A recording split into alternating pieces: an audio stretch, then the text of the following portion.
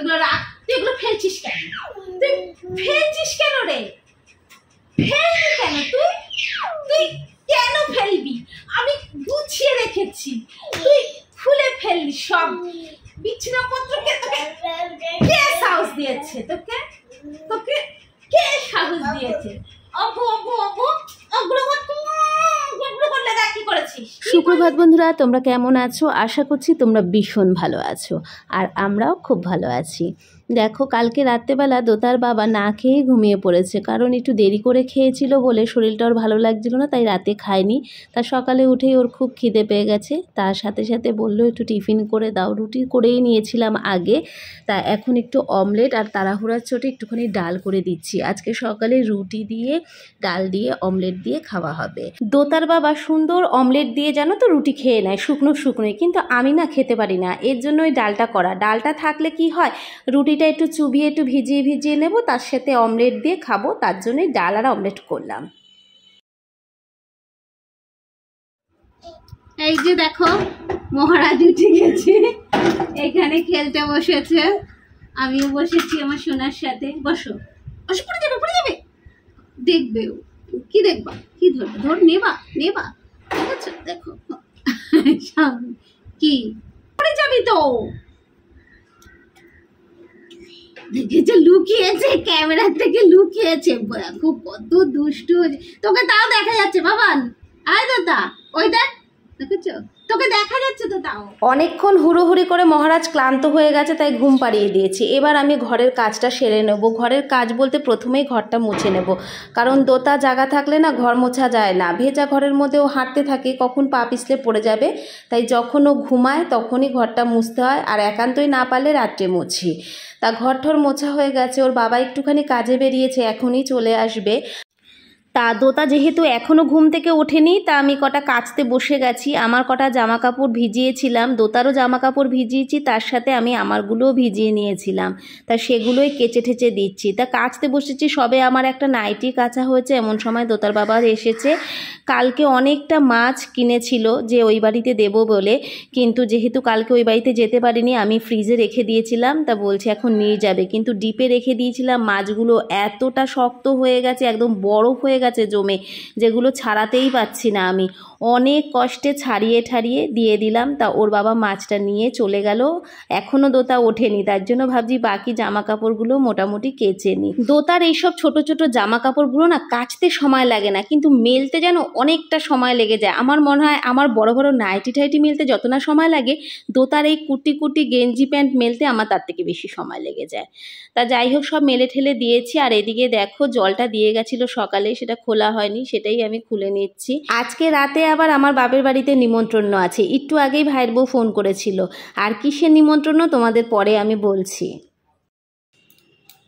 আজকে আমার মহারাজ ভীষণ সার্ভিস দিয়েছে, প্রায় 1 ঘন্টা হয়ে গেছে ঘুমিয়েছে। তা চলো এবার ওকে তুলে দিই, তা না হলে দুপুরবেলা ঘুমাতে আবার আমাকে জ্বালাবে। চলো তুলে গিয়ে। বাবা দেখো, দেখেছ কেমন ঘুমাচ্ছে। ও না খালি গায়ে, এই জন্য ওকে পুরোটা দেখাচ্ছি না তোমাদের। আয় বাবান, দোতা এবার উঠবে, চলো তুলে দিই। এখন একটু শশা মাখা খাবো। এই দেখো, অনেক দিন ধরে ইচ্ছা হচ্ছিল শশা, আর এখানে নিয়েছি টমেটো আর এই যে তেঁতুল। এটার মধ্যে যদি একটু ছোলা সেদ্ধ থাকতো না, দারুণ লাগতো। অনেক দিন ধরে মন চাইছিল যে একটু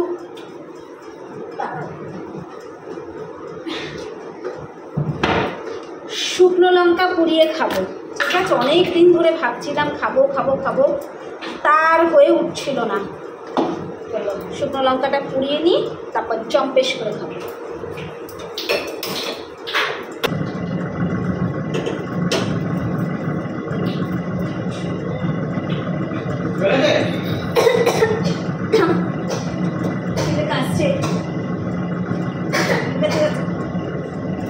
এই দেখো মাখা হয়ে গেছে, চলো খেয়ে নি। খুব ভালো হয়েছে।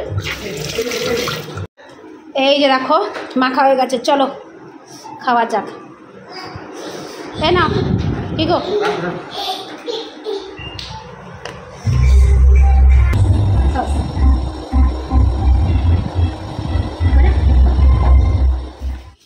এই দেখো চলে এসছে আমাদের দুপুরের খাবার, বিরিয়ানি।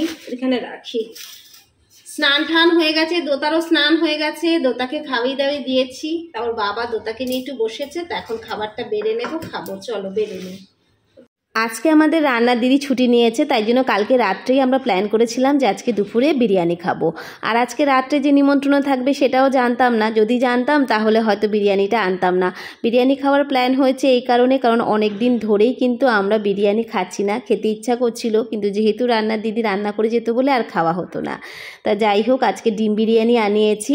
চিকেন চাপ আনার কথা ছিল, কিন্তু ক্যান্সেল করে দিয়েছি। বললাম দুবেলা যদি এরকম রিচ খাই অসুবিধা হবে, তার জন্য। খেয়ে দিয়ে একটা জম্পেশ করে ঘুম লাগিয়েছিলাম, তা উঠে গেছি। দেখো এখন প্রায় 4:30 5টা বাজে। আর এই যে লঙ্কাগুলো তুলে নিচ্ছি। সেদিন দোতার বাবা অনেক কটা লঙ্কা এনেছিল, তার মধ্যে কিছু কিছু পাকা লঙ্কা ছিল, তা সেগুলো ভাবছি শুকনো লঙ্কা করব বলে এখানে শুকোতে দিয়েছি। 2 দিন ধরে শুকোতে দিয়েছি, বেশ অনেকটাই শুকিয়ে গেছে। আর কিছুদিন দিলে পরে পুরোপুরি একদম শুকনো লঙ্কা হয়ে যাবে। আমার মা কিন্তু প্রায় এরকম করে। তা আমার মতন এরকম তোমরা কি কেউ করো? লাল লঙ্কা আনলে সেটাকে শুকনো লঙ্কা করে রেখে দাও নাকি? আমাকে কিন্তু কমেন্টস করে জানিও।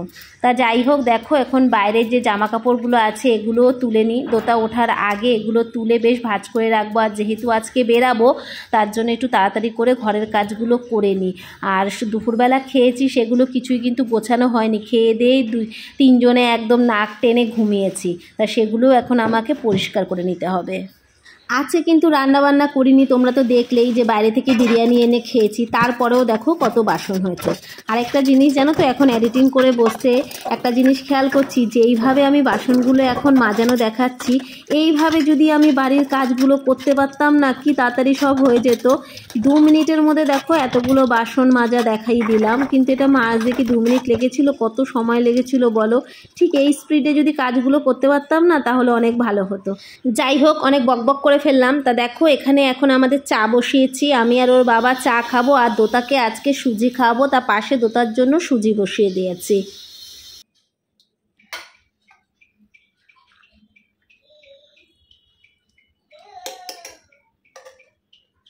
চলো, আমাদের দুজনের চা বেড়ে নিয়েছি, বিস্কুট নিয়ে নিয়েছি। আর আমার হচ্ছে দোতা মহারাজের জন্য দুধ সুজিও বেড়ে নিয়েছি। এবার দোতা মহারাজকে খাইয়ে দেবো। আর বাবার সাথে এখন খেলা করছে ঘুম থেকে উঠে। এই দেখো আমাদের দুষ্টু মহারাজ।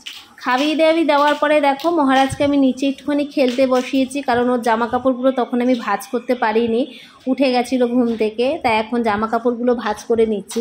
আর আমার মহারাজের একটা বেশ ভালো, ওকে যদি নিচে এরকম বসিয়ে কিছু জিনিস দিয়ে দিই না খেলার জন্য, ও কিন্তু বেশ অনেকক্ষণ ধরে খেলে। আর পাশে আমাকে থাকতে হয়। আমি এরকম দাঁড়িয়ে দাঁড়িয়ে পাশে যদি কাজ করি, ওর সঙ্গে একটু কথা টথা বলি, তাহলে কিন্তু ও বেশ অনেকক্ষণ যেন খেলাধুলা করে।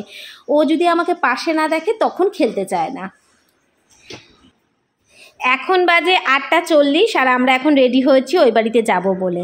আসলে ওই বাড়িতে যাচ্ছি, আমার ভাইয়ের বড় ছেলেটার কালকে জন্মদিন গেছে। তা ওদের কিছুই করা হয়নি, কিন্তু বেচারার মনটা কেমন লাগছিল, তাই ভাই আজকে বলল তা আয় তোরা, ঘরে একটু খাওয়া দাওয়া করা হবে। এমনি কিছুই করা হচ্ছে না, জাস্ট আমরাই যাচ্ছি, এমনি ঘরে খাওয়া দাওয়া হবে তার জন্য। তা চলো, রেডি ফেডি হয়ে নিয়েছি, এবার আমরা বেরাবো। যাও তুমি যাও।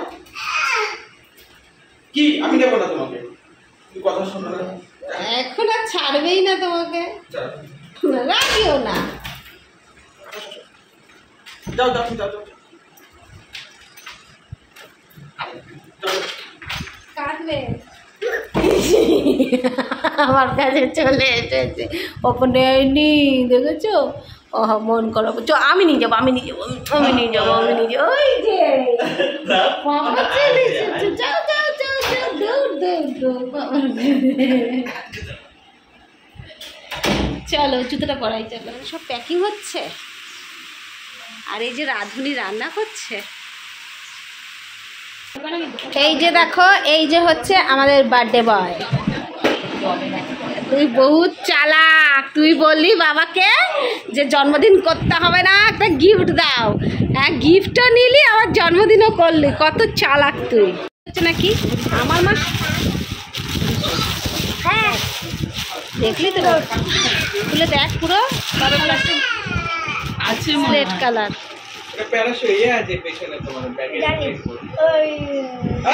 আমার মা কালকে দুটো পলা কিনেছে, দেখো কত সুন্দর। আর এগুলো কিসের জানো? এগুলো রূপোর পলা। এত ভালো লাগছে ডিজাইনটা দেখে, আমার তো ভীষণ ভীষণ ভালো লেগেছে। তা তোমাদের কেমন লেগেছে আমাকে বলো। আগে যদি সত্যি আমি জানতাম না রূপোর এত সুন্দর পলা হয়, তাহলে আমি সোনার ওই পলাটা বানাতাম না। আমার ভীষণ পছন্দ হয়েছে। তারপর আমরা খেতে বসে গেছি, যেহেতু গেছি অনেকটা রাত করে, তা রাত হয়ে গেছে তার জন্য। আর এখানে দেখো মিক্সড ফ্রাইড রাইস আর চিকেন কষা হয়েছে। মিক্সড ফ্রাইড রাইসটা আমার ভাই রান্না করেছে আর চিকেন কষাটা মা। দুটো রান্নাই বেশ ভালো হয়েছে। খেয়ে দিয়ে বাড়িতে চলে আসার সময় হলো বিপদ।